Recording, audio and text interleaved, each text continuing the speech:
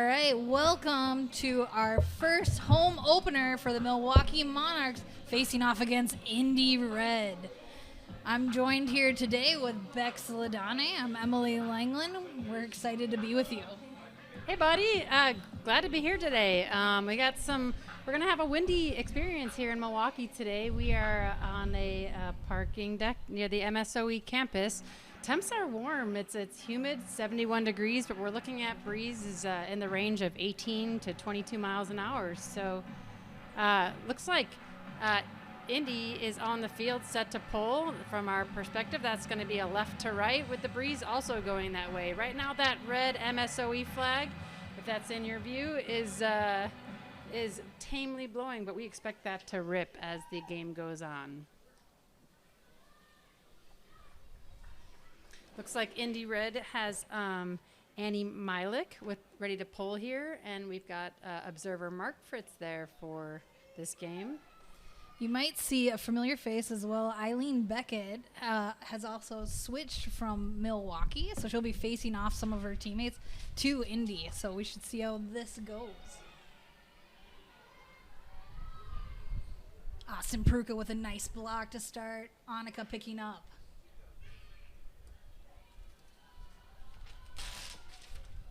You can say Indy as well, just starting off with a zone look. You'll probably see both teams experimenting with both. Ooh, and just a quick turnover. Becky, when it's windy like this, what are some things as a thrower that you can do to kind of really ensure a higher success rate? Well, I think first of all, you got to know that there's going to be turnovers, right? So it's going to be a game of attrition. You're going to want to put as much spin on the disc as possible. That's a great forehand rip by Annika Vermaak. It's a good D by Eileen Beckett, and we imagine we'll see a lot more of that. But that was really great spin and rotation on that forehand by Annika Vermaak. You can see a lot of players having a lower release, too, for their throws to cut through that wind. And a big throw into space. Indy strikes the first blow, 1-0. And that's the thrower Eileen Beckett, former Monarchs player, now Indy Red player, throwing to Ellie Smith.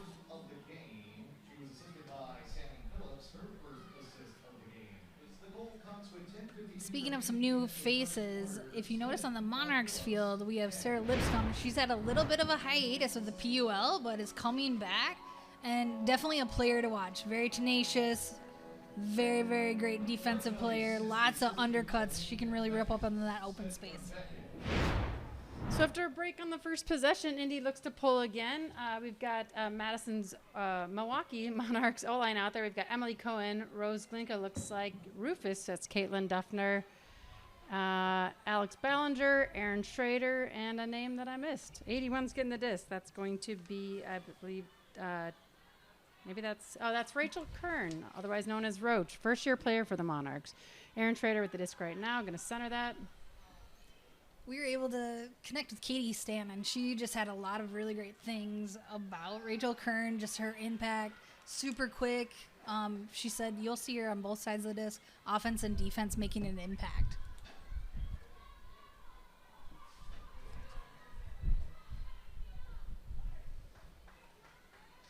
Lena with the disc, another Monarchs that slid over. Both her and Eileen were part of the All-Star game that was in Madison last summer, which was an awesome event. Yeah. Alex Ballinger with a hand on that defense there.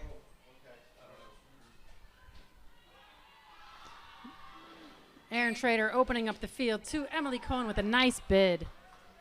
Emco with a great grab, dishes it right back to Glinka. Glinka's looking to attack.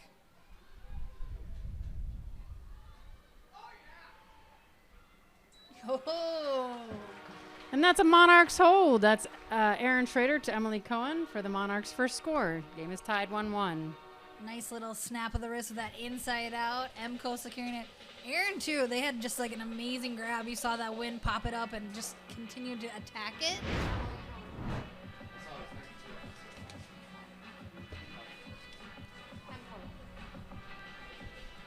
With the win, too, we'll see more players kind of getting ready for that sudden pop with the wind. A lot of people positioning their body to block it if in case it does doink off the hand. So it'll be fun to see how people adjust and attack those balls that get loose.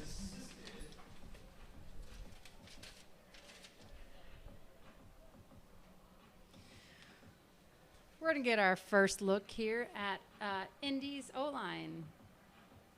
It's going to have their Shirley Saunders. It's hard to see numbers up here. Definitely got Rachel Mass there. I see Jean Warren too. Jean is a new pickup for Indy. You might say, you know, this Sprocket star who's on the East Coast, how is she connected to Indy? She actually played with a lot of different players with an Indy connection on a Masters team called Big Tendy. Super fun team. Tons of fun flags with Big Ten schools. Jean's picking up right now. She was just an ushering force for Sprocket last year, helping them reach the semifinals of the National Club Championships. So we'll see a lot of touches with Jean. So it looks like the Monarchs were in a junk set for about 1 to 2 throws and are now focused on a person defense. And we'll see how the defenses change up during the game as the wind inevitably will change direction and speed. We got an uncontested foul there. That was Jacqueline Jarek with a hand on the disc. Unfortunately, it was still in the thrower's hand. So it's an uncontested foul, quick resolution.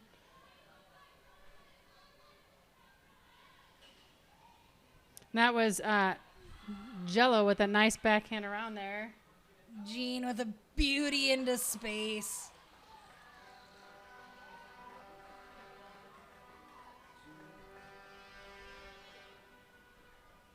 Indy holds, we get a 2-1. Indy red goal, McKenna-Matamore. We also see the immediate impact of Jean on that offense. A lot of just like every other for her. Really making that quick, nice throw into space to floating it right into the receiver's hands. And that disc was brought in by receiver McKenna-Matamore.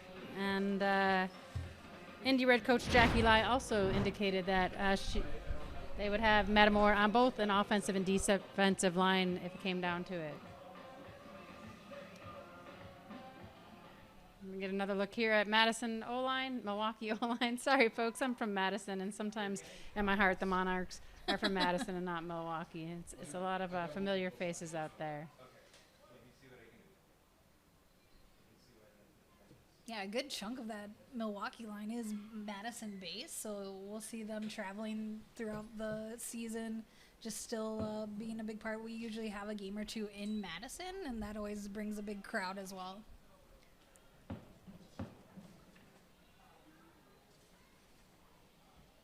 All right, quick dish to Kern. We said, Katie Stanton said, keep your eyes on that player. To Sarah Lipscomb with a reception. Sarah last played on the Monarchs in 2022. A Chicago area player. I'm sure the crew is happy to have her back. Looks like a pick on the field. That's indicated when the players put their hands up in that sort of field goal position.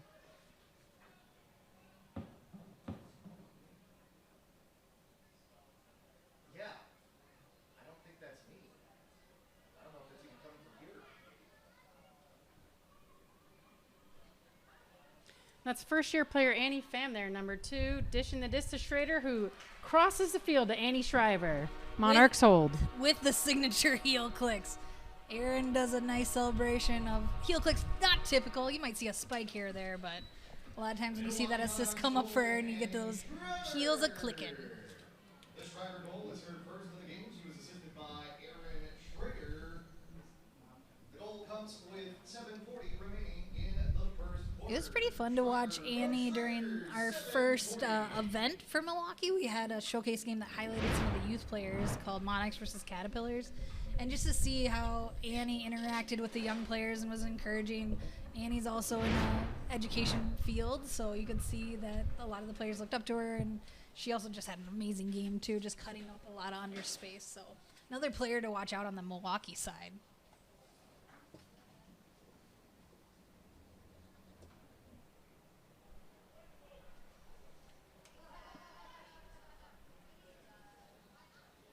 Tied up at 2s.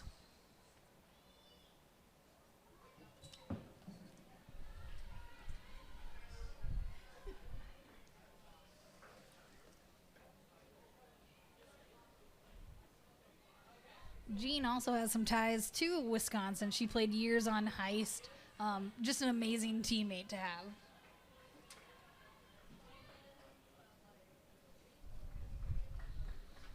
We see a quick resolution of a foul, no contest. Monarchs staying really tight on the mark. You know, when it's windy like this, sometimes you might need to step out a little bit more to have a lower release. And Monarchs just really tight in that space, making it challenging to get those throws, but drawing a few fouls.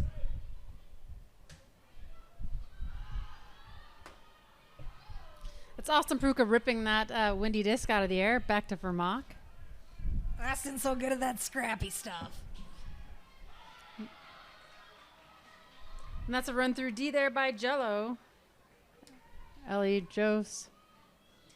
And when we were able to talk to Jackie, their coach, that was a player that said, you know, impact on both sides, just really dynamic, somebody to really keep an eye on as well.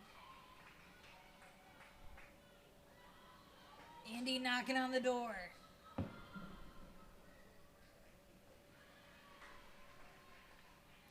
Turnover by Makeda Matamore. That's a tough throw in that space. I really think that they put a nice amount of height on it. If you're going downwind like they are, the disc is going to get pushed down as we saw in the prior possession. But unfortunately, the downwind angle did just take that disc a little bit too far. Also a terrifying experience is having Sydney French pursuing you. So as a receiver, I'm sure that was not enjoyable at times. Quick turnover gives a short field for Indy. Let's see if they can execute.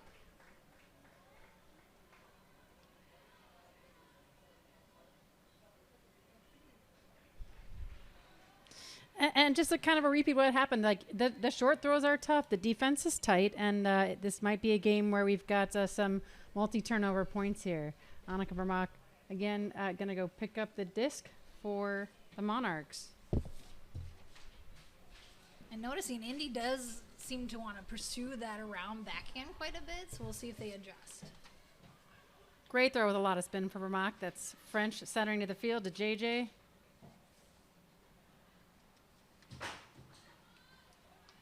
It was Kylie Chesner with a touch to French, to Pruka. And the Monarchs are handling the disc really well right now in this small space. We got a pick call on the field. It's uninvolved, so it might stay there.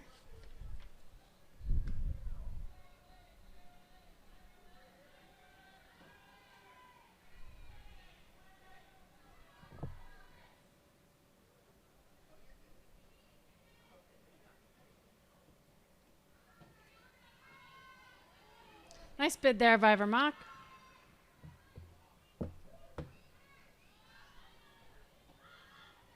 Again, keeping a solid amount of spin on the disc is really going to help the disc stay flat when the wind is like this. And it might just also take some phenomenal grabs.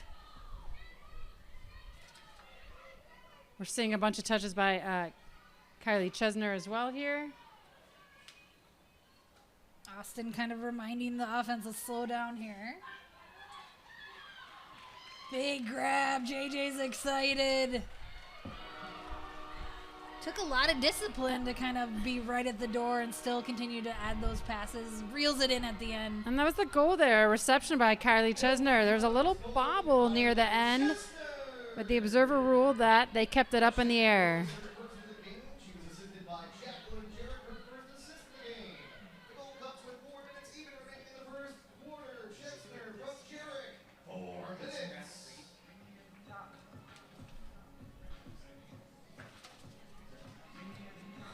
The Discraft Ultrastar is the official disc of the Premier Ultimate League.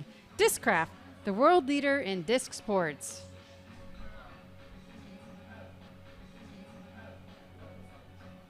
This live broadcast of the Premier Ultimate League is brought to you by Breakmark Ultimate Apparel.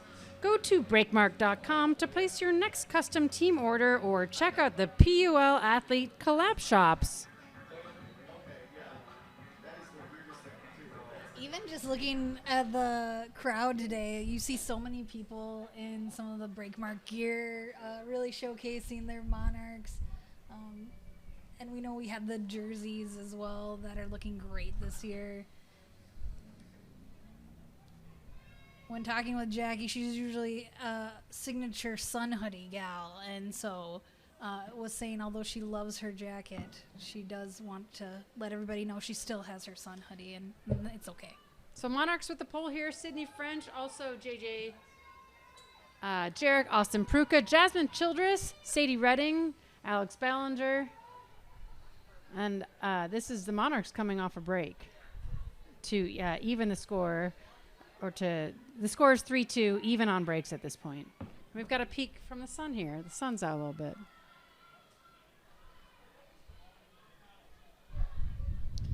Yeah, it was interesting when Bex and I approached, the field. It wasn't too windy, but even within a matter of minutes, immediately whipping all over the place, and teams having to make those adjustments right then and there. That was Paquette near the sideline. Observer called them in.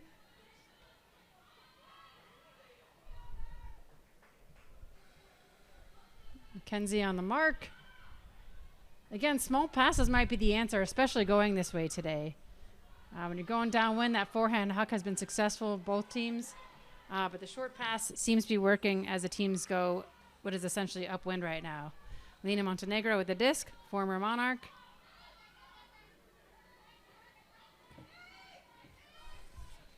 And a pick call. Looks like Rachel Graber and Lena might play a little give go here. That's the best way to get the disc off in a high stall situation. Yeah, I mean, they were threading those little spaces. You saw Austin just frustrated because they're getting those little dishes out. Fakes the hammer, the crowd loves it.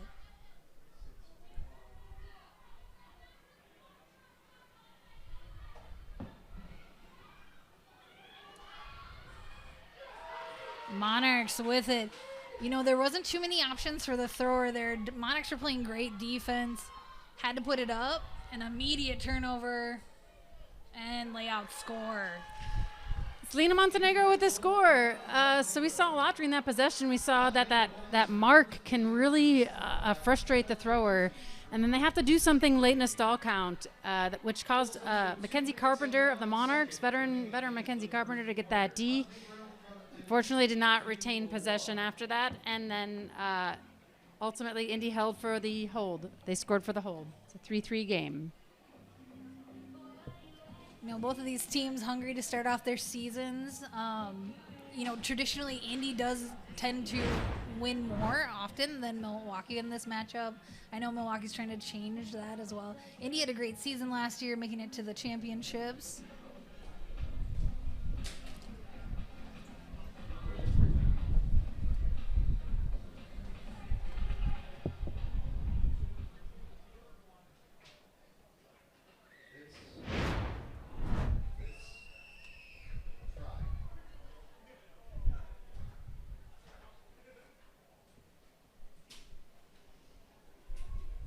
Hey, if you're watching the stream and you have any comments for me or Emily and you know us, just go ahead and text us or send us a DM. Because we don't have access to the live stream and we don't really have a means to audio. So we'll take any help we can get. We did just get a helpful hint from a friend, and we'll be sending that message forward. We got Aaron Schrader now to Rufus, a.k.a. Kathleen Duffner.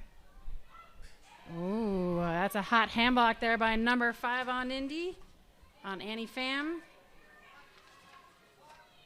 That was Lizzie Tilden with the block, the hand block.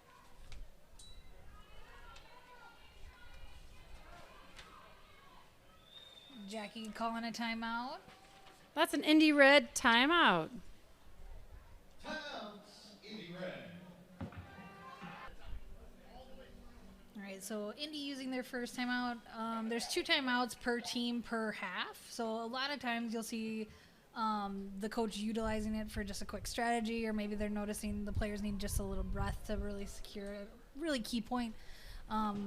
Jean right away with that big forehand, great edge on it, lacing it right over the defender. In that case, we certainly noted some personnel being added to the field there, and that's one of the best reasons, in my opinion, as a former coach, to use a timeout in PUL. Indy wanted to get some of their stronger offensive players on the field in hopes of converting a break.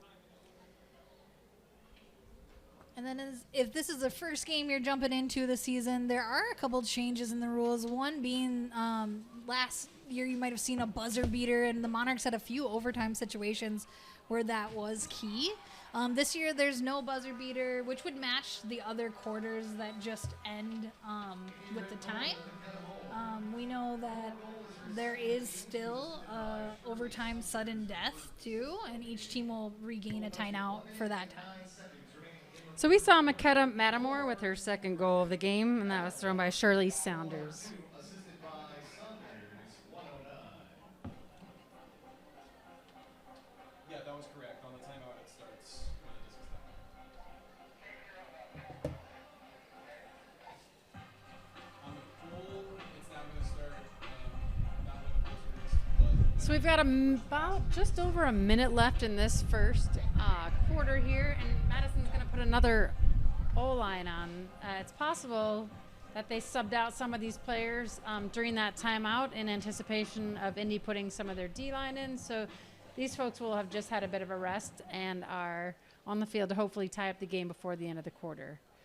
As a reminder, after time expires, we will play till a turnover or a score.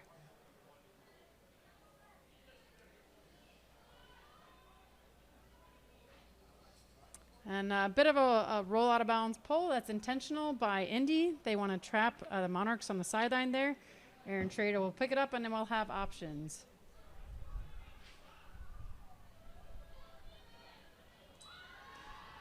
And when I said they'll have options, I was hopeful.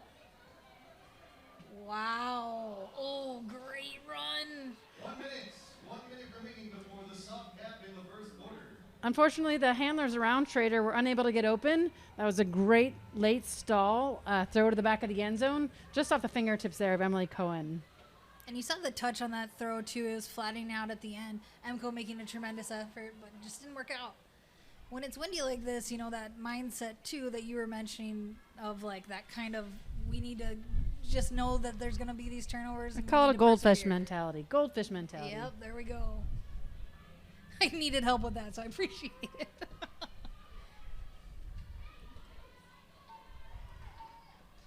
All right, we have 20 seconds left.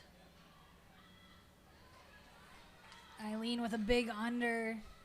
We know Eileen has also got that dangerous forehand huck available. We saw that highlighted a couple times at the PUL-WL game in Madison last August. Time has expired, but masked. And you see Kern kind of looking off to the sideline, and the coach is saying, yep, we're still going to finish this possession.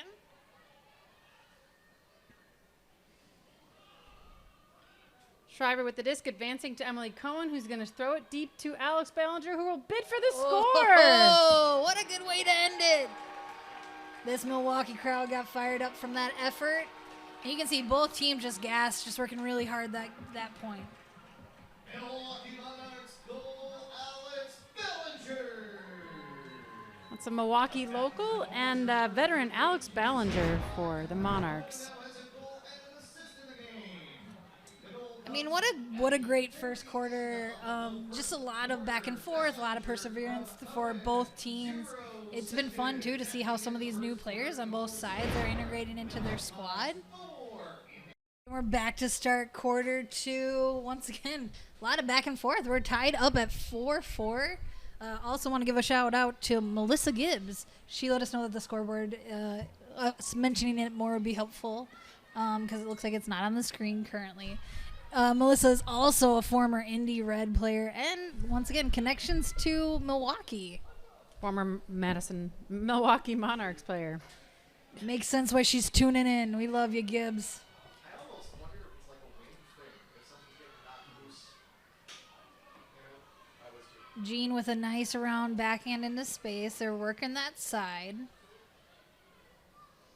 Jean, no stranger to windy situations, won a beach national championship with the Rockford Beaches circa 2017 or so. Yeah, 20. Oh, what a grab there by Macklemore. And we see that outside in edge curving into space. A lot of the hooks on that side in that area, that has been working really well to go right over that defender's head. Quick strike on Indy's side. Indy red goal, Abby Swenson. The Swenson goal is her first of the game. She was assisted That was Abby Swenson with the grab there. And again, the assist by Matamore, not Macklemore. goal comes with 11:17 remaining in the first quarter. Swenson from We also see Milwaukee side. We get to see Rose Glinka taking the field. Veteran player. You know, there is some whispers of her retirement, but I think a lot of us will believe it when we see it. And handling primarily for the Milwaukee Monarchs is number 2, Annie Pham. She's a first-year player with the Monarchs, residing in Chicago and having played Nemesis. It's pretty fun to see like the different teams and their club teams as well. You know, Monarchs has a lot of heist players, a lot of Nemesis, Noise as well, a mixed team based in Madison.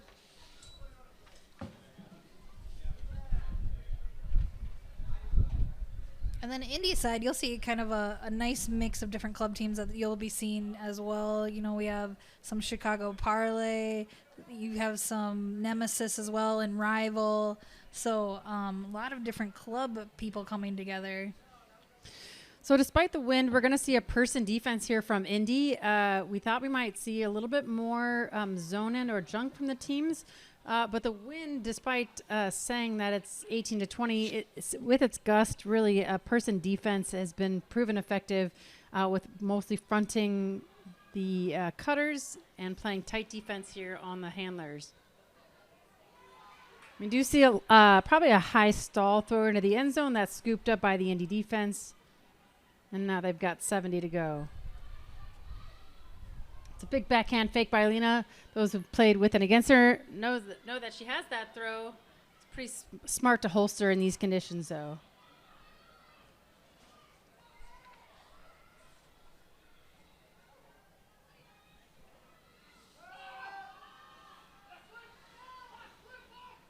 Oh, Great Sarah. D there by Sarah Lipscomb on a much taller receiver, Eileen Beckett.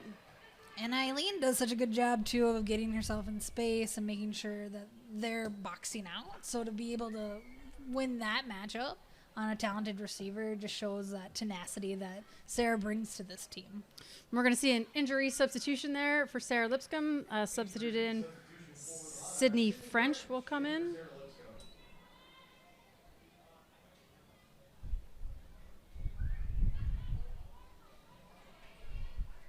Oh, Big fake there by Schrader. Opened up all the unders. Emco came in for an easy reception. Annie Pham's going to air that out, and the Wind and Eileen Beckett are going to say, nope, not today. no, thank you.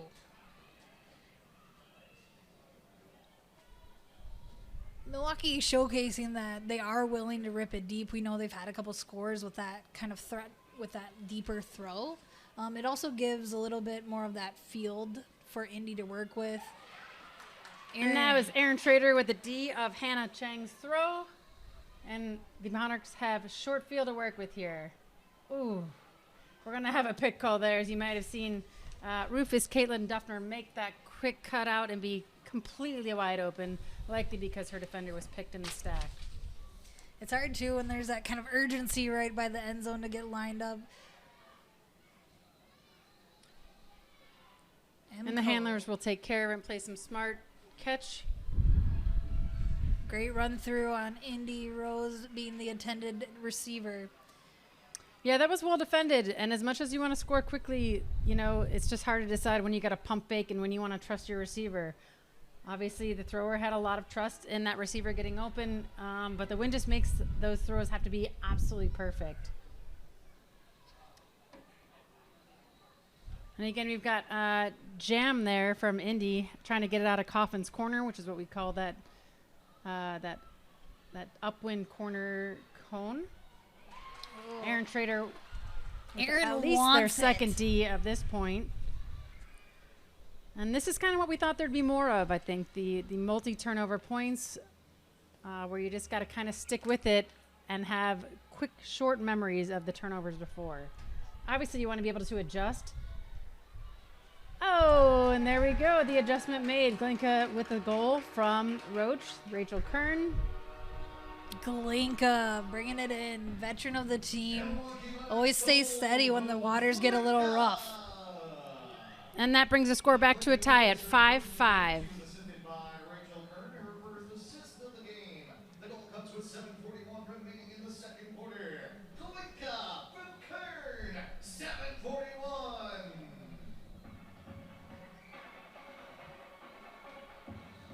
All right, we're tied 5s.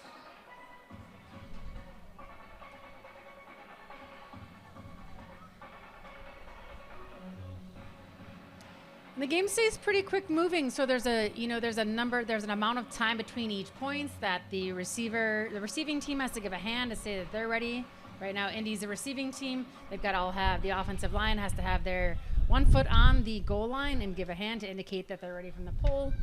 And then typically after that, the defensive team has, which is now the Monarchs, has 20 seconds to pull or else face, consequences of yardage or other, yardage.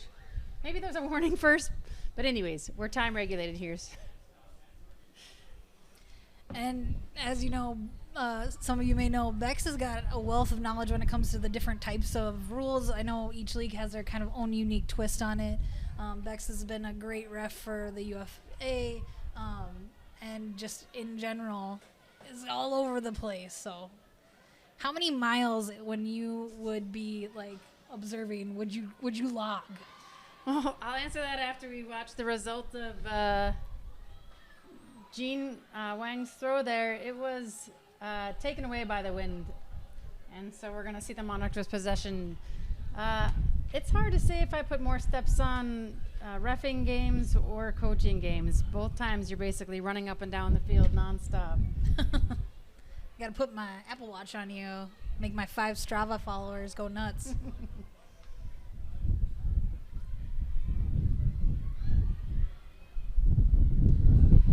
Austin once again loves picking up that. Yeah, it's asking a lot of the throwers to have the receivers so stagnant. They do need to sort of, I think, have a little bit of movement. Obviously, again, we're asking a lot of our throwers to throw upwind with that inside-out forehand that requires a lot of snap, a lot of spin. Vermont did a pretty good job there with that, and had Pruka to bail them out on the catch. But that's a tough throw. Now it looks like we've got a contested foul here with, that was Makeda Matamore, obviously saying their name again, coming through with contact. That looks like it's going to be a foul contest, as Allie Muting called the foul there. So the Monarchs retain possession here. And looking downfield, Sydney French is at the top of the stack there and always a threat deep and under. And Vermont wanted to throw that to her receiver going away, but it's just so tough to take that shot. We've got players oftentimes using the sort of barbecue backhand instead of the forehand in wins like this. I feel like they think that you can control the spin a little bit better, and the M, like the ridge of the disc. Austin streaking into a dangerous spot. Good hands there by Allie Muting to retain possession. Very nice around in this wind.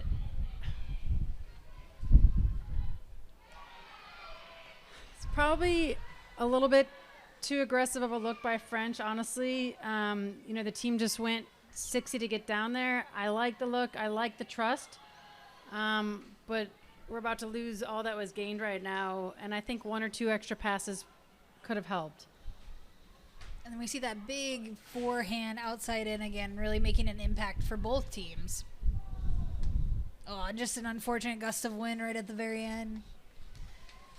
This has been a really tenacious point. I mean, there's a lot of grinding. Both teams are starting to show a little bit of fatigue. So we'll see who can mentally push through. Or if we see some of the coaching staff maybe really utilizing a timeout at this time. That's a great suggestion. Again, the score is tied 5-5. We're in the second quarter with about 5 minutes remaining. Vermont, beautiful throw up the line. Really nice cutting through that wind. French opening it up to the middle of the field. And we're going to hear that timeout call from Monarchs coach Nick Wong. Yeah, they know this point is pretty key. There's about 4 minutes, 4:29 left. It's 5-5. You know, there's not going to be too many opportunities with our possessions coming up, especially because some of these points are going a little bit longer. So they really want to make sure that they're nailing this one. And it looks like we have a little confusion on the field about who and when called the timeout, but we will see effectively a timeout. So I think we're going to take a commercial break and be back in about 90 seconds.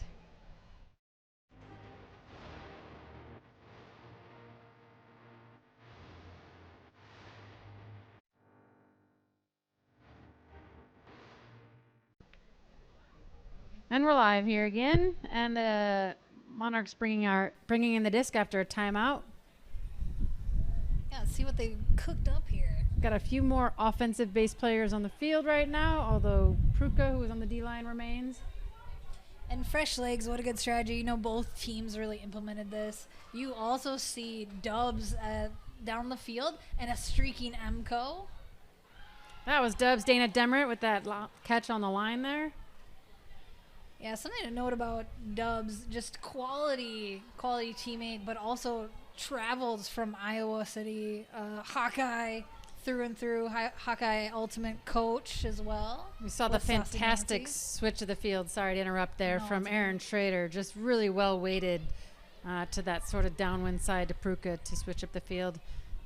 And Austin's doing a good job of trying to make Eileen pick between her and Dubs, right? Like just trying to make sure that deep threat is soaked one way or the other, because we know Eileen, they can cover a ton of ground. Unfortunate turnover. It's like to see a big flat mark from the Monarchs here to keep Indy from really advancing on a big throw. Timeout called there by Indy Red, and they'll maybe put some of their offensive players back on the field. And yeah, if they were plugging in more of those D-base players that are so specified, it makes sense to, you know, get some of those fresh O-line legs back on. They did mention that they do O and D-line. The official website of the Monarchs is MilwaukeeMonarchs.com. Also, follow the Monarchs on X and Instagram. The handle for both is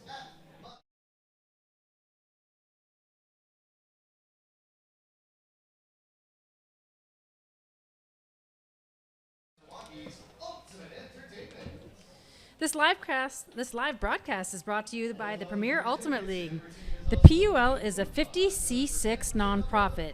This league has been community funded since day one, and we are so grateful for the support. We ask that you consider donating to help us continue to transform and fulfill our mission. Head to PremierUltimateLeague.com to donate today. Also, if you're joining us, thank you for paying for this game. I was actually going through the grocery store, and I was just like $15 for a whole season. I'm looking around. That's like, you know, 2 sacks of eggs. So that was good to see that this is still pretty affordable for seeing all these main athletes. Yeah, a quick turn by Indy there, and Monarchs are on the doorstep of a break here. Oh, Dubs bringing it in when we see the heel click from Aaron.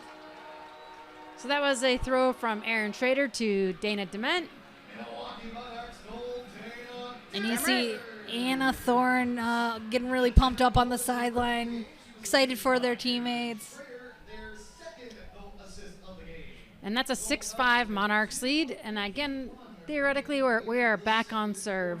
In the first half, at the beginning of the first half, the Monarchs did receive. So that means start of the second half that Indy will receive. I believe they do switch off every quarter. But we are about as true as on serve as we've been all game. I mean, that point highlighted a lot. It showed a lot of the strategies of the coaches, switching in and out certain players. It was just really fun back and forth, and Monarchs ended up snagging it at the end. Yeah, I think that was really good use of timeouts by the coaches to get their offensive, defensive staff on. Just a little bit of a snafu there by Indy on the centering pass, which led to quick work. You saw the Monarchs hustle to get in the end zone and set up so that they would be well positioned for that score. And you might have seen it on the broadcast. We just had the break mark sign, fly away. So we know that these athletes are navigating some windy conditions. And it looks like it's even getting faster wind right now. On this D-line for the Monarchs, and I'm not sure what you can see on the screen right now, but you see player number 11, Jasmine Childress. First-year Monarch player. Jasmine is newer to the state of Wisconsin. She's a professor at UW-Madison. She played for SoCal Flipside for 4 seasons of club before going to Wisconsin, and I know that the Midwest is happy to have her here. She's not officially coaching, though. I think she helped out a bit with a couple college teams at defensive clinics. 25-26 helped out Belladonna a bit, and U.S. Burning Skirts. And we see there a D by Jasmine, and Monarchs take possession. Just a veteran player immediately making an impact.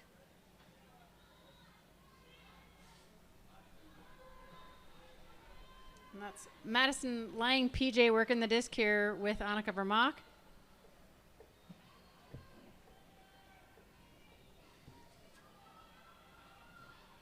And if you follow the Monarchs Instagram, you might have seen an interview with PJ about their showcase game. What a grab! Great second effort there by Childress. Oh, that was awesome. Milwaukee Monarchs goal, That was an assist by Sydney French, who again just has eyes for the end zone. I like it. I think it's really Golty based. I don't know if Sydney French's first love is Goaltimate or Ultimate, but she's always shooting and typically with really good success. So Childress covered there pretty tightly by the defender, gets a hand on it and completes the second bid on it for the goal. And that's a break for the Monarchs. It's now 7-5 with about 1:45 left in the second quarter. And that just shows like the skill and then also understanding of these conditions. Just immediately knew that there was a second opportunity and was ready for it and took it. Great grab. The Midwest is not sad to have her here.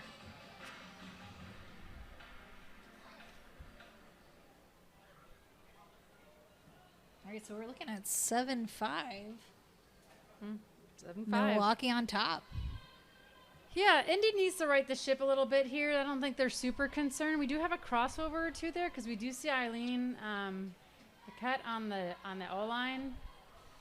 And we got Lena Montenegro. So both former Monarchs here are on this must-score line here. Yeah, it's always fun when the rosters drop to see, which teams landed where and which players are going. And again, despite the breeze, we've got the Monarchs despite the breeze, the Monarchs have a person defense here. And generally they've been forcing forehand. And we see Indy attacking those around backhands yet again. And the wind keeps that in the air just a bit. We had Cassie Duty making a nice deep cut there for the Monarchs. And continues to do it again. And Vermaak will put it up this time. In traffic. It's possible there will be a foul call here. And there is, and it's uncontested. So that was a great second cut by Duty. She first made the deep cut, didn't have it, worked hard to get under, and made that second cut, which opened up that spot for Vermaak to throw to. Solid defense, by Indy, but sometimes you make contact, and it's good to have a quick resolution where it's not contested. That was Ellie Smith on the D. Yep. Oh, there was a blue card given on the contact there, I'm told. And we saw, too, the defender immediately apologizing. Austin snagging that right there. And we've got about 50 seconds left here in the game, and it looks like there's a timeout by the Monarchs. Must be by the Monarchs. Yeah, great call by the Monarchs coach. You really want to extend that lead to 3. That gives you a lot of great momentum to going into quarter 3. And Monarchs now with that, they knew that this is a big investment because that's their last timeout. Of the half. Of the half. Thank you.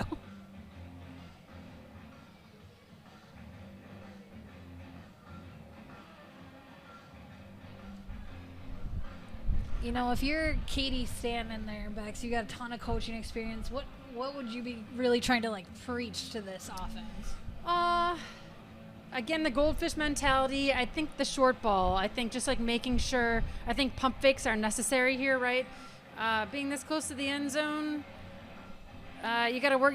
Your spacing is really important. And you saw, if you can see the screen right now, you saw the cutters hustle to their spot in the end zone. They've got pretty good spacing. Got a little break between the first cutter in the stack and the second, third, and fourth cutter in the stack. So I expect to see some ISO motion maybe from Emily Cohen. Although they are sort of moving now. She's trying to get them to move the stack a bit closer. So we'll see here. But I think we'll see some dominators, some three-person right here with Roach and Schrader. And this is a dog pile. And Sadie Redding there pulls down the score.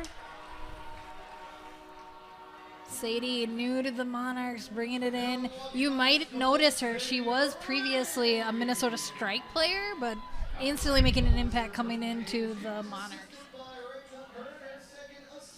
And that was Rachel Kern, a.k.a. Roach with the goal. Milwaukee Monarchs up 8-5 here with, I think, about 40 seconds left in the second quarter. 42 seconds. So that was a great timeout by Madison. Honestly, as a coach, I wasn't sure.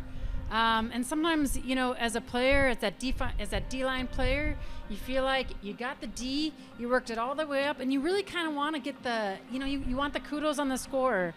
So I wasn't really sure, and as a historically D-line player, I understand that. But this is a team sport. You got to trust your coaches, and you got to hope that they know what they're doing. And they did here, and that was a really great execution by the Monarchs, 7 that came in to finish that point.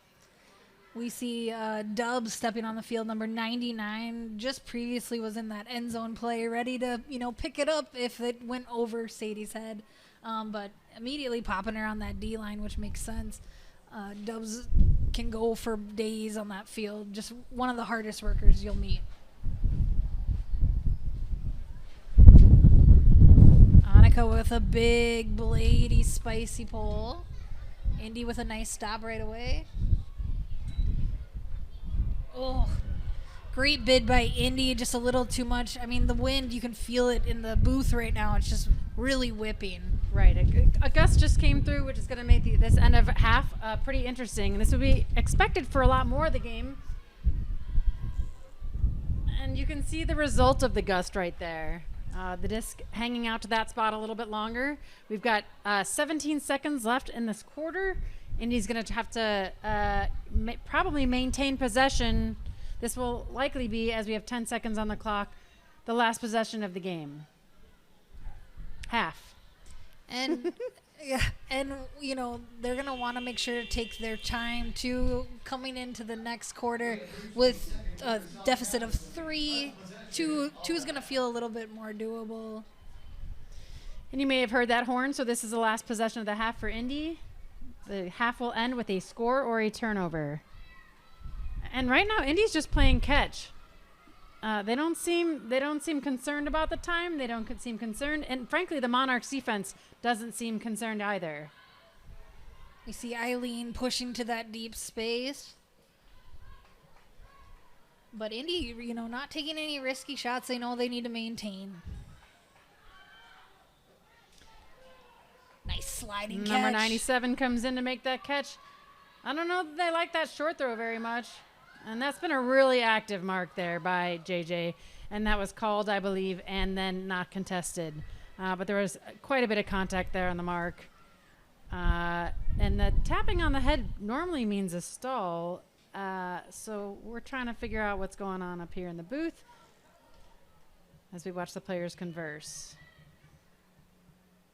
As a reminder, PUL and a lot of Ultimate has passive calls that are made by observers, and all active calls are made by players that are related to the play. Now, in and out calls, stuff like that, are active calls by observers. Time and that sort of thing are active by observers, but generally calls of contact are passive by observers and active by players. So there's a discussion here. I believe, just about this possession. What did you see, Emily? I did see a lot of contact, right? It looked like Eileen was getting a little bit frustrated with maybe like the spacing of where JJ's mark was. If it was a stall, it felt a little quick. I wasn't really checking in on the time, but Yeah, I agree that when I saw the play stop, I assumed that it was a call of contact and then discussion about that. My spidey sense did not have my 10-second going off, although it's okay. Just checking. Still, still a 10-second stall. so many And different and the reads. observer we see tapping his head, also indicating that a stall was called. I don't believe either observer was in a position to make a call on either if they could hear But if the that stall one being called from or not. way across the field made a call, that'd be pretty wild.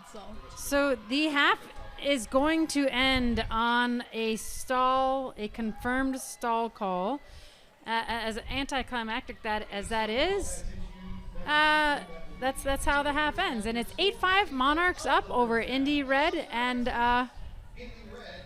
we're gonna take a break here for our sponsors.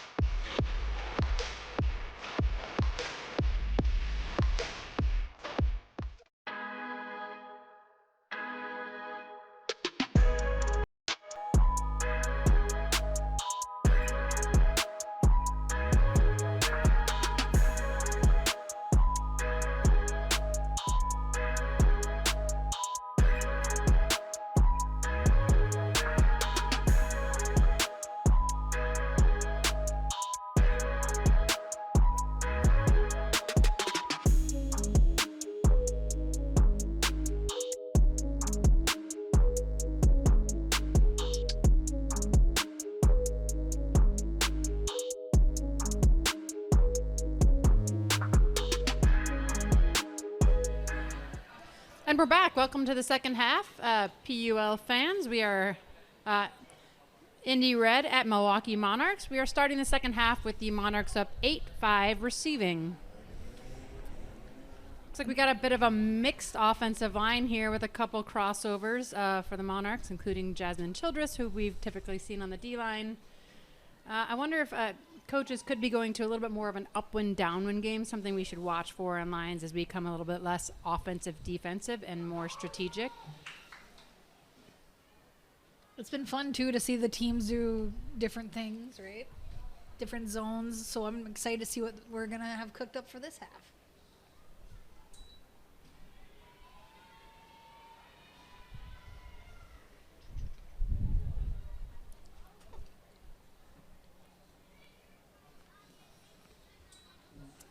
And we accidentally have another disc on the field, so we're going to go ahead and get rid of that and try again. PUL rules dictate that only one disc be used at a time. I'm not sure if you saw that or not, but Fran Kelly tried really hard to catch that. That would make the game a heck of a lot more interesting. Big rip, just the wind knocked it right out of the field. Yeah, the extra spin and Z's that you need on the disc are especially useful for going upwind. When you're going downwind, it's really just going to cause the disc to stay up in the air and catch the wind, which it did there. Spirited chase by Sydney French, but a turnover nonetheless. And looks like Monarchs changed up their defense a little bit and trying that backhand force there, which does give up the shot a big backhand, but it's a turnover and the Monarchs retain possession. Jasmine really taking the time to make sure set, balance, to make that throw. Sydney French is wide open there for a minute. Really nice break.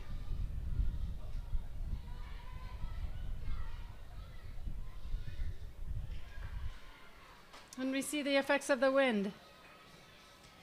And Indy's defense, too, did a really nice job switching off the mark to then go and stop French, who had some yards and would possibly even prevented that score just from that little switch.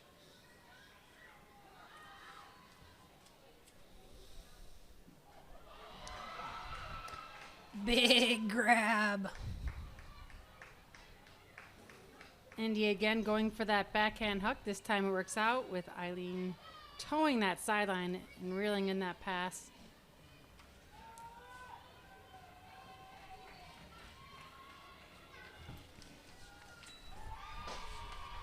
You know, Eileen, big force throughout that whole point, cutting up yards, and then seals it in at the end.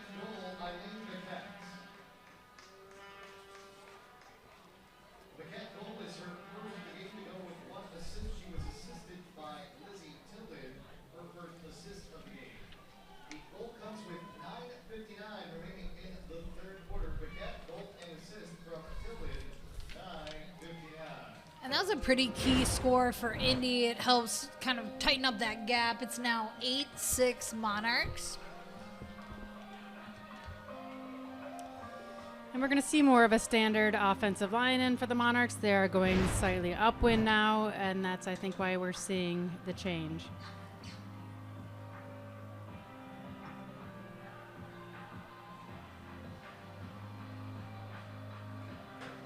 Langs, are you an upwind or a downwind player?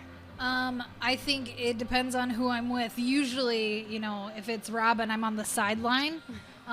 But no, I usually was placed downwind, just because if we ever got in a sticky situation, I just throw it at all of you talented receivers and hope.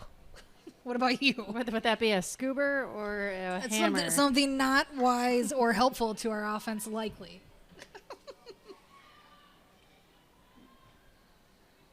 We're going to see the pull brought up by the combo of Schrader, Roach, and Annie Pham.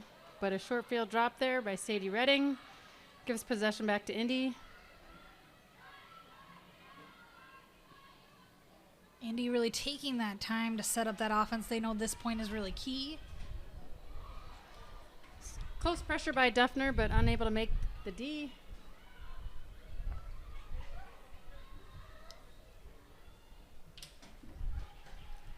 Yeah, that side of the end zone has really been tough for both teams, especially with those around backhands. We see a lot of them popping up and then just gliding itself away from those receivers.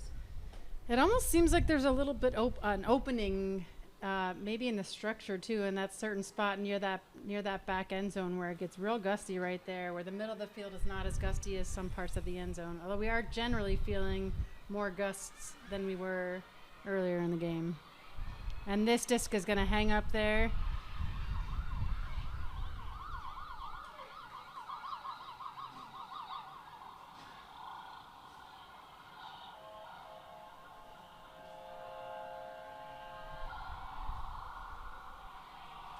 It's a wonderful round by Lena Montenegro.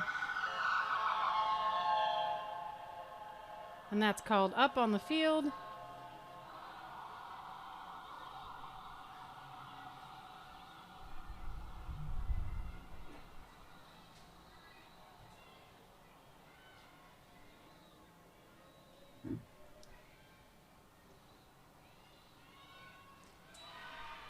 And that's a break by Indy Red to pull within 1. 8-7, Monarchs are up.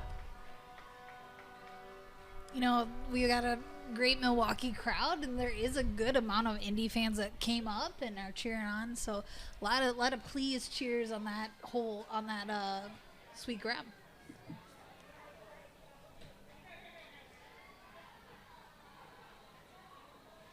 Indy Red goal, McKenna Manable. So as a coach, Langland, do you make any big changes here? Or what are the Monarchs doing? They came out after half and gave up two breaks to Indy. Well, we see Katie Stan really ushering in a more seasoned line with some of the top players. You know, Austin, you want to bring a calming energy to really stop that momentum with some players who can kind of handle that pressure. And so we see a lot of those players that we know are in those really challenging situations that tend to rise up on the field right now.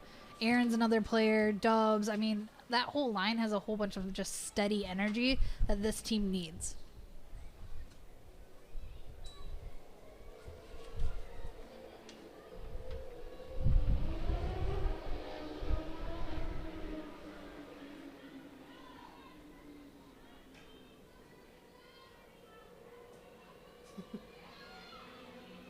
We saw Pruka trying to communicate with her receiver.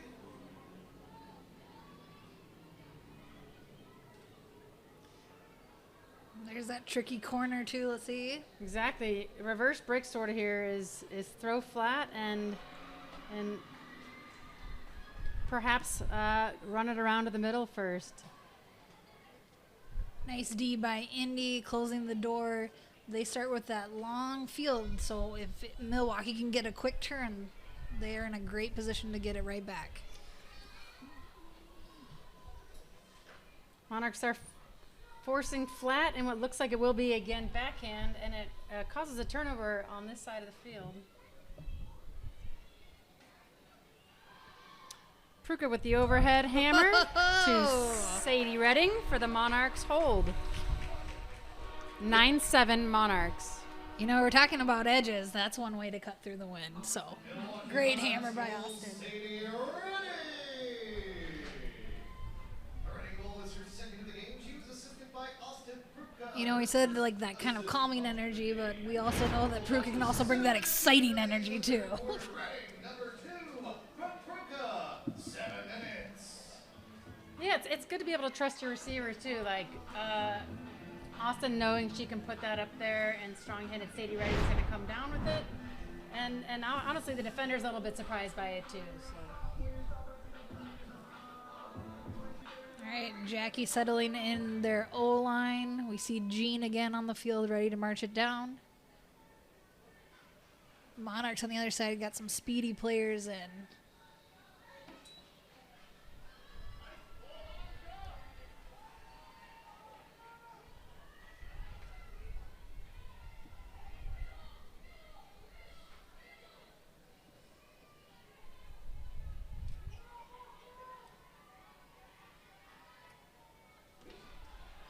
Nice bid by Indy. That backhand once again just out of reach.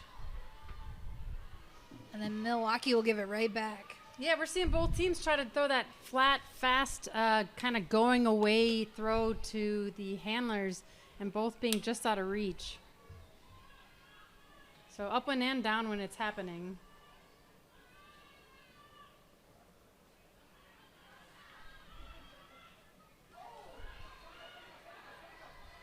Opportunity for Milwaukee with that drop.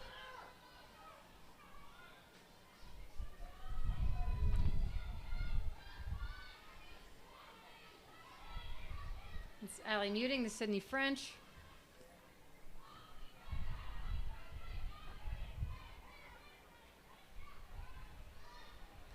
Austin sneaking in there for the goal. Looks like there's a pick called in the end zone, and the players will discuss whether or not it affected the play. A pick was called prior to the goal.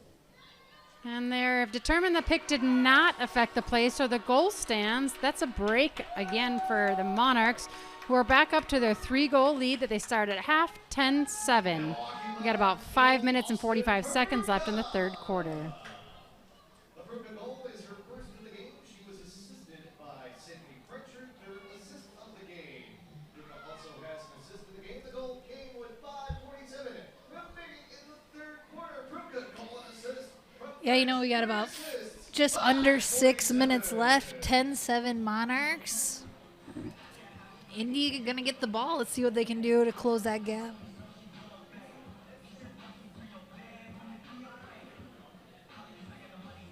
Sydney French and Austin Pruka have both played on Madison's club team, mixed team Noise for the past few years, so that may have been a familiar connection right there. We know obviously players are more likely to play their best when they're comfortable with their teammates. If you've had reps with them before, you know they're going to a certain spot, and if you feel comfortable communicating with them on the field.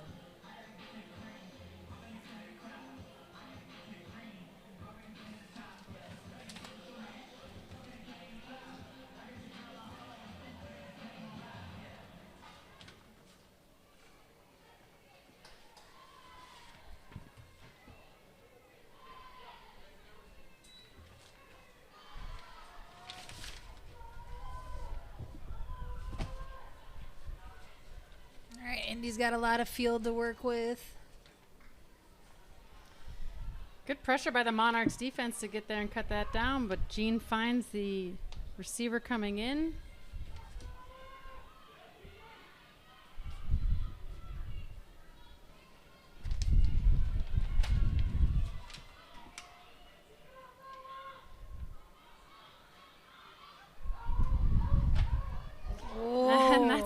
Good read by Chuck there. Charlotte Wilson dealing with the wind. I mean, Also Jean, well too. brought Whoa. in. Whoa. Oh, Eileen with perhaps the catch of the game so far. And goes with her patented forehand. That is brought down by Indy. And we have a call. We had a quick travel call, and the play has resumed. Oh, man. Unfortunate turnover. I mean, at that point, I thought maybe Indy had possibly sacrificed a chicken because everything was going their way with some of those crazy bobbled up wind throws. But just to have it kind of not work out in the end. There was a quick travel called, and a D, offhand D by Charlotte, by Chuck. Big fist pump on that one. That was great awareness. And that's an offhand backhand, that lefty backhand from Jean Wang to Rachel Mast. Mast goal is her first of the game. She was assisted by Jean Wong, her first assist of the game. The goal comes with And Mass has just been such a good impact with Indy throughout. Just really dynamic player. A little of a quieter game. Typically, we might see a few more scores, but still finding ways to get the ball.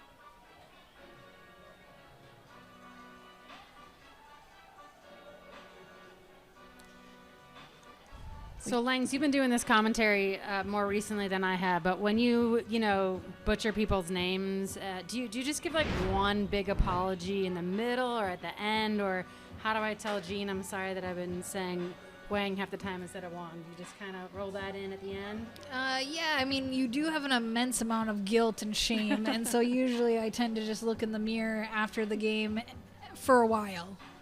Anyways, apologies to players for those which we have been less than perfect. And we know there's been some technical difficulties on the stream, so we appreciate you all sticking with and supporting these amazing athletes in this league.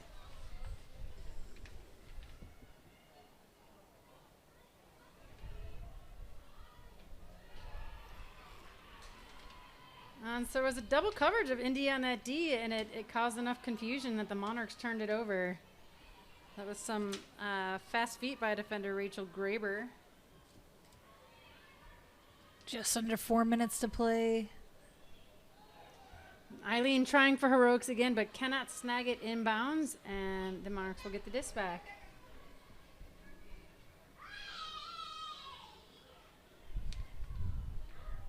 And this is probably the true coffin corner with the wind coming sort of diagonally across the field.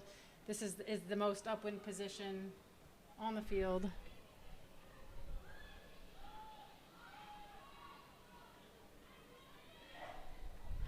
And those were some good fakes and a good attempted bailout by Annie Pham there, but her cutters were not successfully getting open.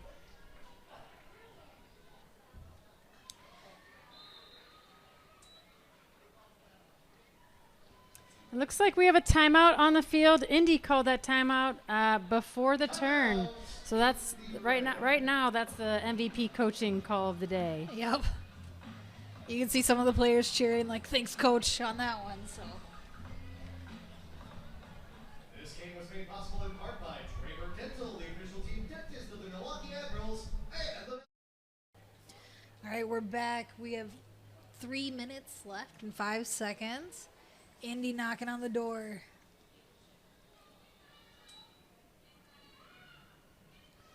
So Indy coaches put some of their O-line players back in. Although, looks... See, quick give go. Roach trying to come in. Foul called. So that D there by Rachel Kern and its viewers, do you think that the play was made with or without contact? So there's incidental contact, which is possible in plays, but also if the contact did affect the catchability of the disc, then it should be an accepted foul. And it looks like the observer is going to make a ruling shortly. Or not. It looks like it's going to go back to the thrower, so we're going to probably say that was a contested foul. Ruling is a foul.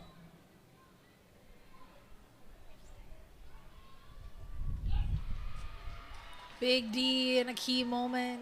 I mean, that could have been an easy 10-9 game, but now we're still sitting at 10-8. Monarchs with a chance to continue that gap. So it looks like there had been a foul on the throw on that prior possession that was not contested. That's what you saw in the gestures from the observer, so that it was an uncontested foul, but the foul was on the throw.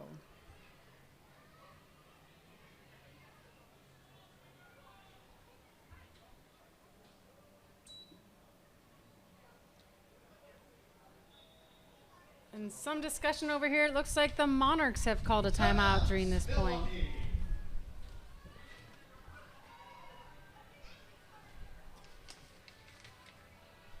And once again, we're really seeing the coaches utilizing it in key moments. Monarchs does not want to make this a closer game by any means, especially on that part of the field. So making sure to set yourself, maybe switch in some different players that you know can make an impact. Follow the Monarchs on X and Instagram. The handle for both is @MonarchsMKE. Show the world you were here to see the Monarchs. What do? Use hashtag MonarchsMKE so you can be part of the discussion about Milwaukee's ultimate entertainment. So now both teams are sitting at just one timeout left for this half. There's about 2 minutes left, and then they got a whole nother quarter to finish us up.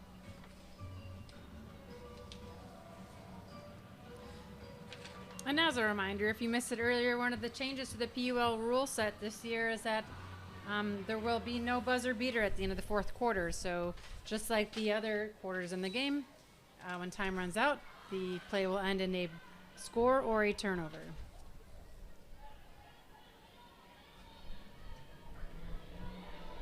Austin doesn't have too many options, throws up a scuba. Aaron almost bringing that in.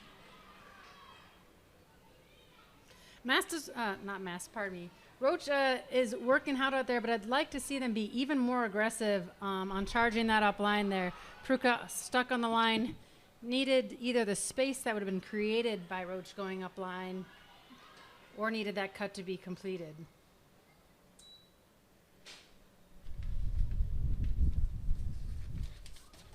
We also saw a huge diving save from Indy, just great athleticism. Like foul called, but just sustained. Looks like there was a foul on the other side of the field, but the disc is going to stay with the thrower currently.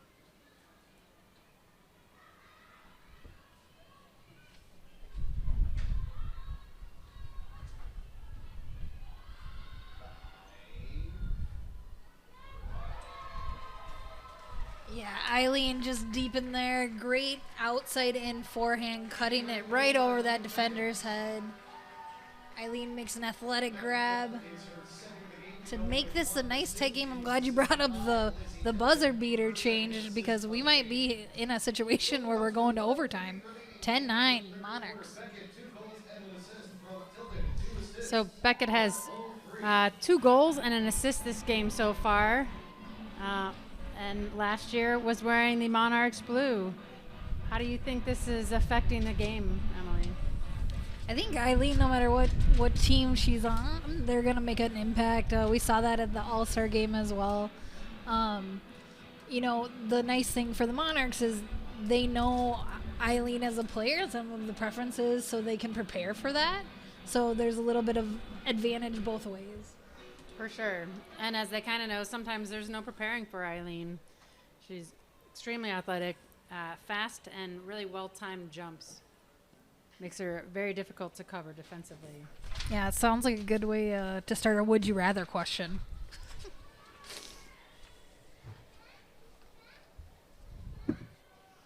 So we have the Monarchs downwind O-line, is what I'll call it on the field right now. It's PJ Madison laying with the disc. Vermont setting up and the handler backwards.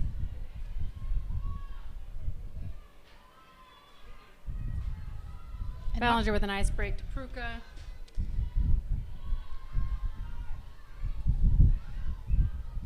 Nice grab. PJ continuing to work.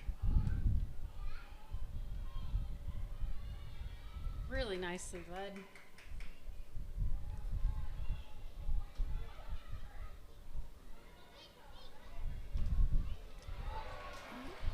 exciting D by Lena Montenegro there for Indy. I thought we were going to see one of our first clean holds in a while, but Lena said no. No, not today. So it's wide open. Matamore with the disc. Continuing up line to Ellie Smith. Ellie with the offhand backhand floats that to the middle of the field. Montenegro may want to open this up with a forehand, but she'll wait another possession. Time has ended in this quarter, so now it is Indy's to score. Which would mean a tie, which would be huge for Indy. Monarchs really wanted to get this stop. Possession saving, half quarter saving catch there by Indy. I believe that's Jam, Hannah Chang.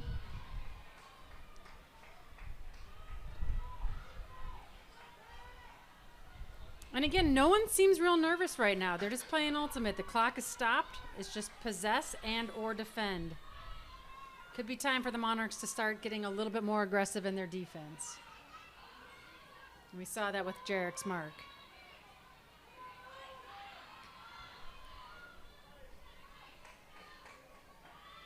Oh, tie game, 10-10. That's an excellent possession by Indy there at the end of the quarter. Excuse me, a surprising and well-weighted throw that was a little bit more aggressive than I anticipated there near your end zone, and it worked out. And that's a tough one for the Monarchs. They're doing a really nice job with those like quick inside throws into space, just a little bit too much on the backhand attempt. So just a lot of back and forth. Nothing that we're surprised about, though. We knew we were going to have a good one this Sunday. Home backs, here we go. 10-10. Final quarter, 12 minutes left to play.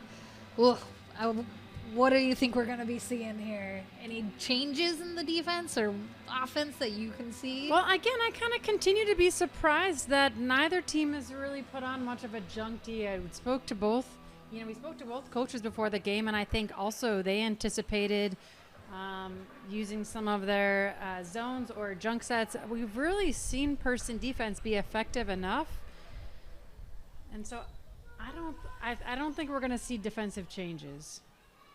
Maybe someone will prove me wrong. That's the Monarchs polling, and it's a 10-10 game as we start this fourth quarter. Looks like a little junky here. I just said that so I could be proved wrong. I love it. And maybe I texted the coaches during the quarter.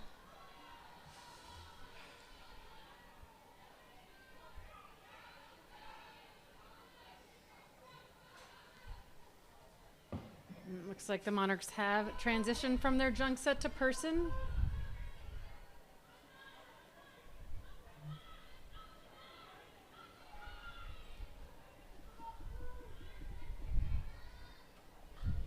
Great scoop there by Lena.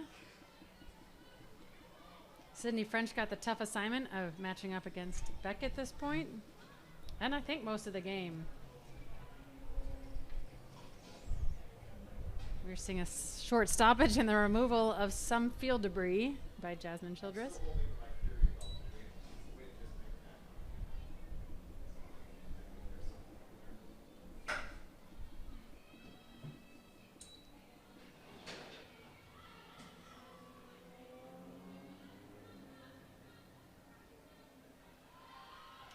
Really well weighted forehand from Beckett to Lena Montenegro.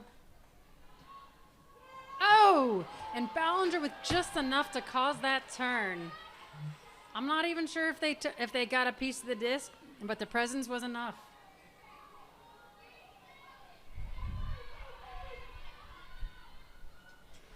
French with a huge bid trying to save that possession.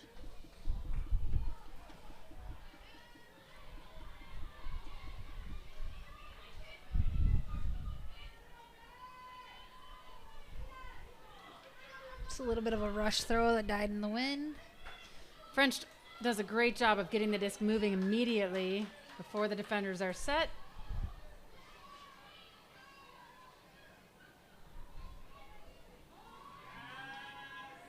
JJ Childress running. opens it up for Jarek, but it's a little too much. And it looks like Jarek will take an injury sub. Putting it all on the line. We are on turf, probably on top of concrete, and I can't imagine. That felt good.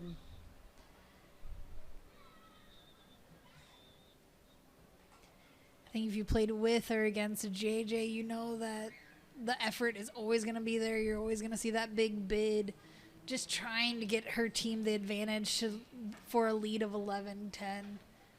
And so we have Pruka subbing in, and then as you may know, if one team takes an injury substitution, the other team is also entitled to a player substitution. And so Indy Red has exercised that, and Jean Huang has come back in the game.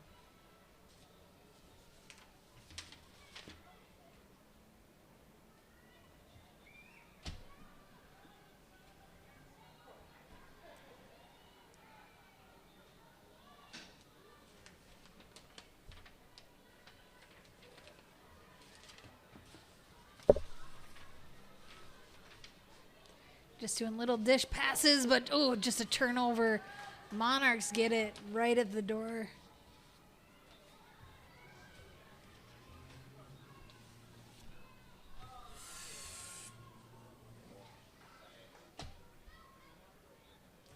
We've got a stoppage here.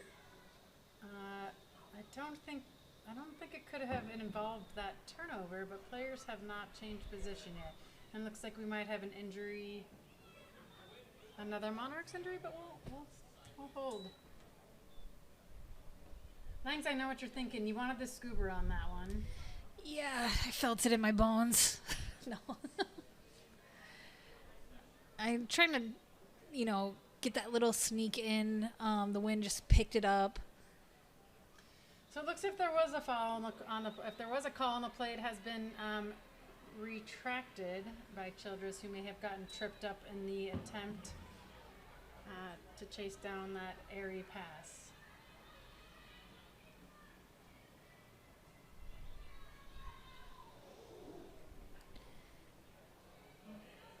Some contact there by Childress, and then there was a call which should have stopped play.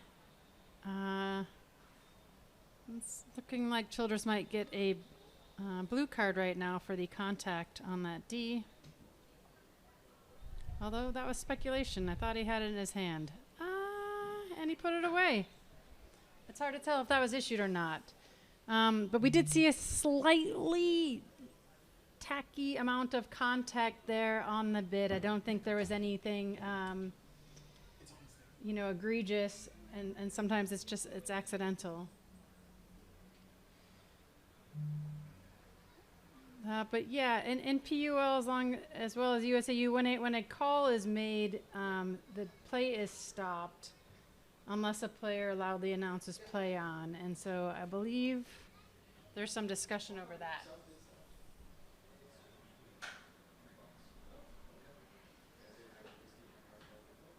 And apparently play on was called because it appears the disc will be staying with Indy at that point. All right, disc is in.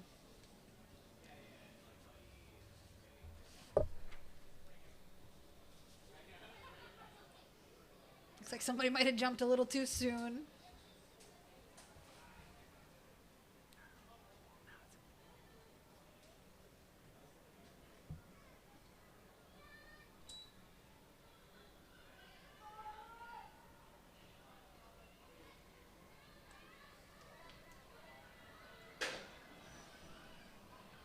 Tight defense, but Jean still reins it in.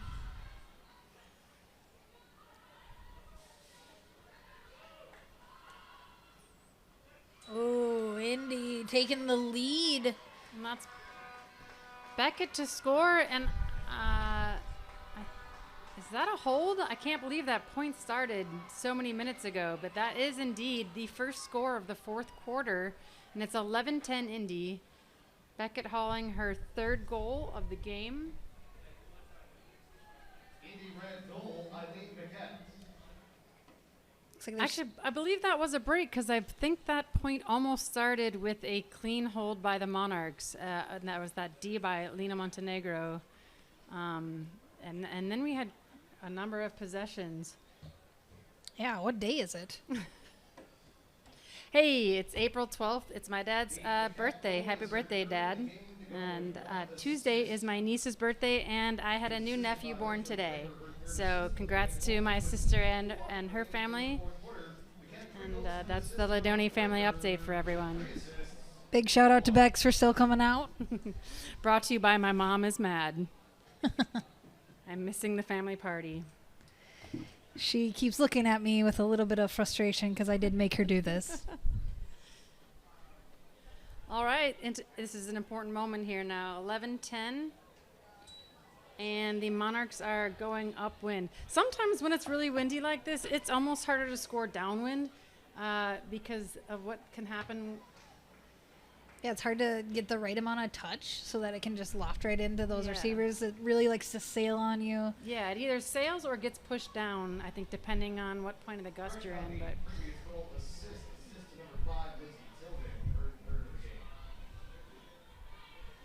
nice around there by Emily Cohen.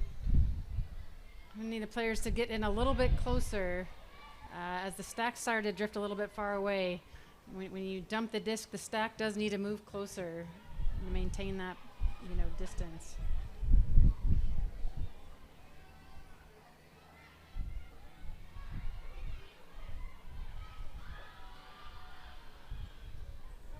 We see that big outside in forehand huck again, but Emco does a double spike down. And it's seemingly a timeout by Indy before the throw. So we're going to, again, have the Indy coach making an extremely timely call. I guess it's an audible call on the timeout. At one point in PUL, I think they were experimenting with flags being thrown on the field so that the observers could see. But I don't see that physical indication now, so it is an audible call by any of the coaches on the sideline, I believe. And that is Indy's last time out. So you can just tell the weight of this point is what they're really hoping to hold on to extend it to 2. I'm sure they have the eye on the clock too. There's 7 minutes left, so if they can strike this, it's going to make it really challenging for the Monarchs to come back. On the Monarchs end, though, let's tie this up. They're thinking, so then we can keep chipping away. If you have enjoyed today's stream, please consider donating by scanning the QR code that we'll show later. The Milwaukee Monarchs are a nonprofit organization, and all donations go toward player pay, travel costs, and bringing you high-quality live streams like today's. We're working on it, folks. Thank you for supporting the Monarchs.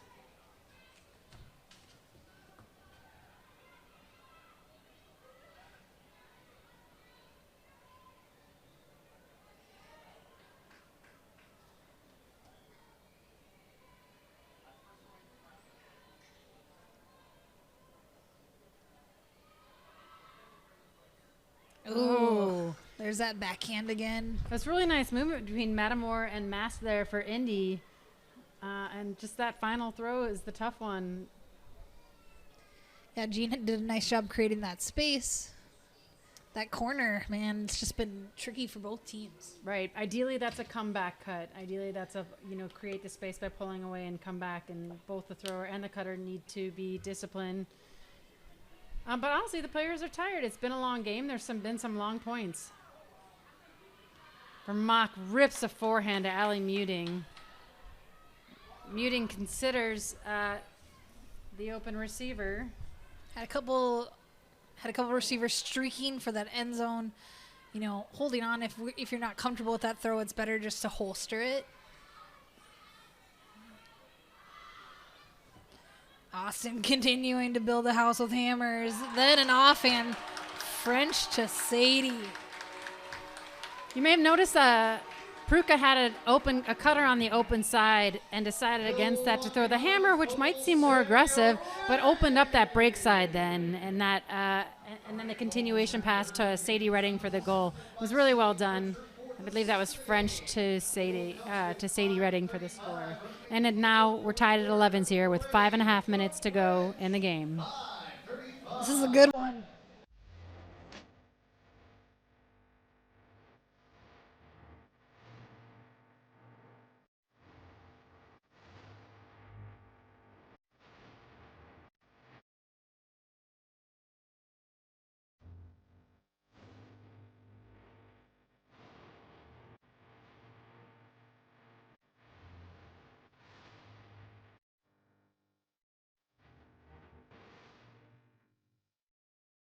From now on, especially with this tied game, can feel the tension rising.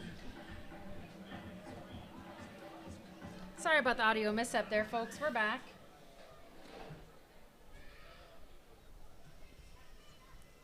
I'm going to have Sydney French with this pull here for the Monarchs. And again, we've got Eileen Beckett crossing over to the Indy line. Looks like they're having Jean take a little breather. That pole is the biggest and longest of the day. We're in Callahan country, my friends. Let's see if the Monarchs can get it done.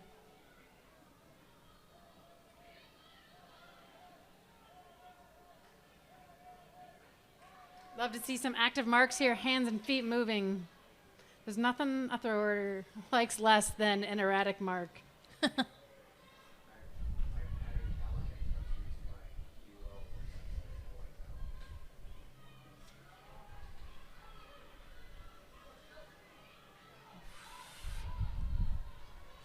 And that was Lulu Nix getting a great mark on Lena, who had Beckett streaking deep and maybe had big eyes, but a really good big mark by Lulu Nix there, who's been tasked with marking tough Lena Montenegro here on this point.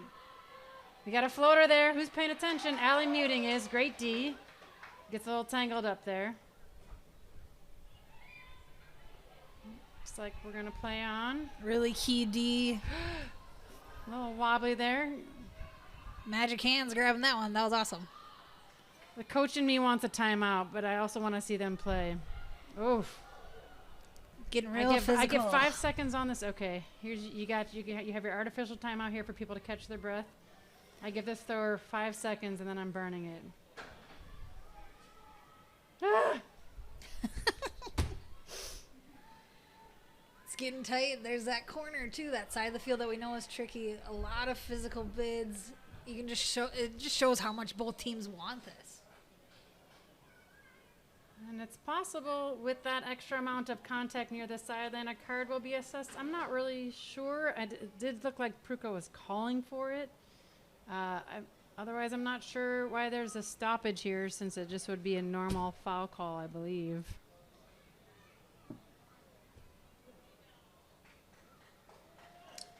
And it does look like a card is being assessed. We're a little bit far away to tell the color, but we're going to assume that's a sort of a warning for the amount of contact. It's a yellow card with 10 yard. Oh, yes, that's looking like a yellow card. So that may have been that player's second blue card, or it's a different infraction. Okay, we've got a different infraction. So there is that's a yellow card, and they're going to get yardage. And because it's within a certain distance of the end zone, it will be centered.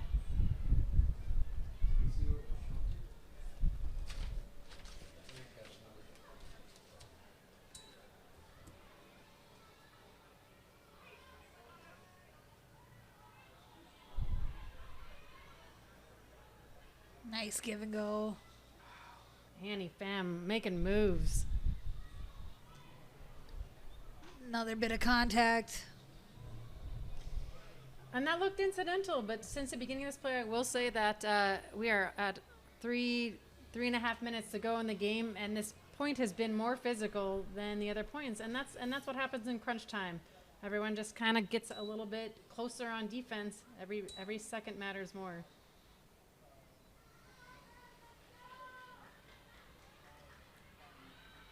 Oh, a flatter backhand works into that space with a nice catch by Sydney French.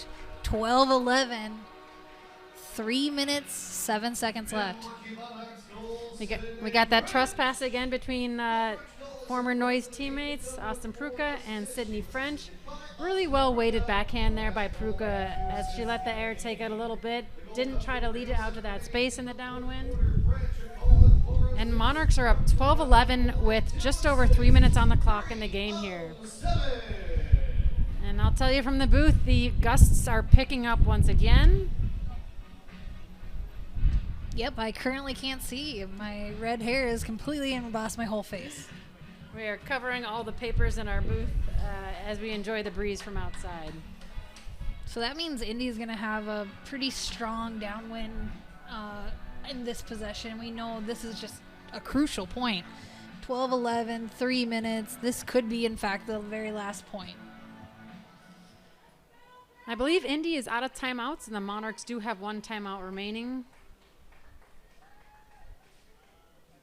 I'll let the Monarchs coaches fuss at me later for telling them when I thought they might want to call one. Monarchs did march it down there and eventually scored about 90 seconds later. And I'm sure that D-line is happy for it.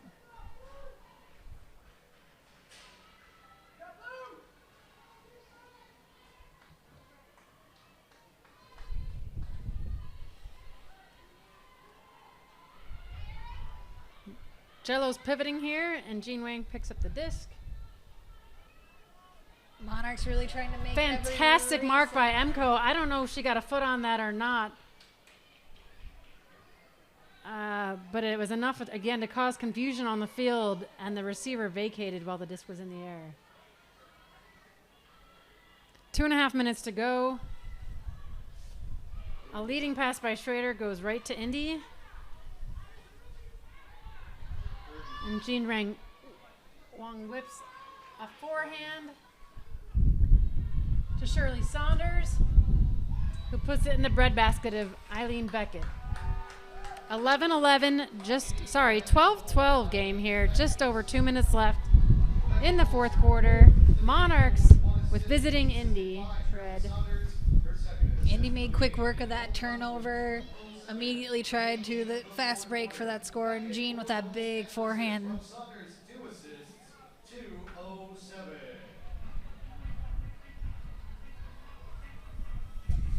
You know, looking at if this does go into an overtime situation, there's 2 minutes left.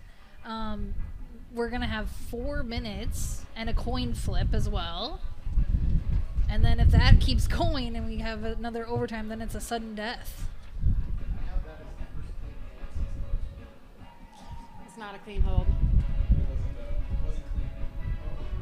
We had our booth wondering if that was the first clean hold, but as you may recall, Monarchs did have a quick possession, and then it was a quick hold, but not the clean one.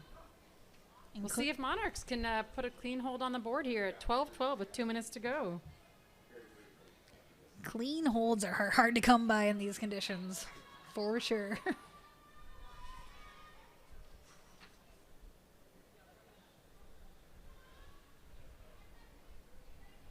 Monarchs are going to pick about halfway up. So you might normally think with over 2 minutes left, the clock is not really anything to be considered, but the first point of this quarter was almost 4 minutes. With a high stall, Roach puts it in the air. Emco coming down with it. And now you just want to play catch for a bit and be real careful, because scoring with less time on the clock is more advantageous than not. Oh boy, we got some backup help here. So there's that edge again. We noticed on that side, the flatter you can put it into space. Definitely see the intent of trying to go over the defenders to find that wide open receiver. Very tempting.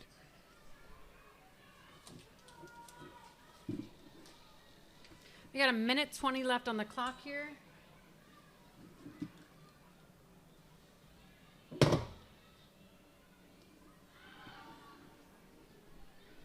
Tight coverage. Indy's still doing a nice job of finding spaces.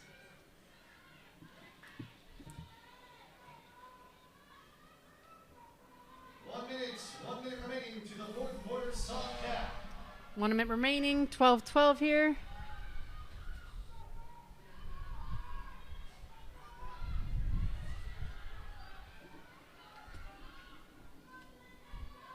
Risa Umemo opening it up here. Just over the head.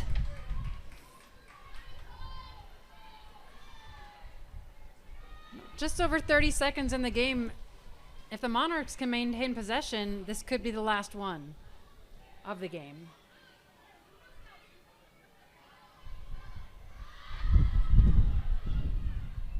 Right idea to go big there. You definitely don't want to turn it over on that side of the field with that amount of time left. I'm nervous, Langs. I'm feeling nervous.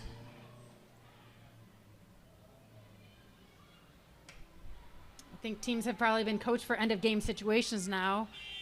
And we have just gotten the buzzer, which means that the Monarchs will possess the disc till the end of the game. This will be the final possession of the quarter. Yeah, nothing risky. Just trying to keep it in pause. I should have said final possession of regulation. Schrader with the disc Keeps it nice and flat. to Rachel Kern. Emko with the big grab. To Emily Cohen with the layout grab. And this game is over, my friends. We have the Monarchs beating Indy Red in the home opener 13-12. Let's go home team. What a great way for the Monarchs to start the season. I've got the chills. Yeah, this was an awesome game. Both teams giving it their all. The crowd is obviously excited about that finish. What a game. The sub cap in the fourth quarter. Cohen, 2 goals and an assist. From Kern, 3 assists.